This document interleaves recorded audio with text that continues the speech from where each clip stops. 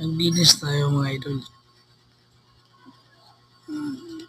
Ang malinis yung kapaligiran natin, mamulis tayo. Habang may naliligo pa, wala pang office hour mga idol. Kailangan malinis yung paligid natin para pagdating ng mga boss natin, malinis na yung area natin.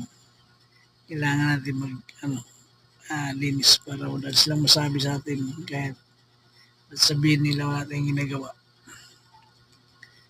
Kasi wala namang hindi. Pero yung mga ganyang trabaho, mga hindi trabaho ng guardia, pero kusang loob na lang. Kasi wala rin tagalinis ng mga perimeter area mo lang naman yun.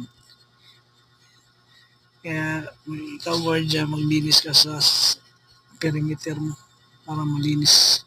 Tingnan, hindi naman sa buong area maglinis ka, kundi sa area mo lang. Mga 5-9 sana intindihan niyo yung mga ganyang sitwasyon, mga 5-9s.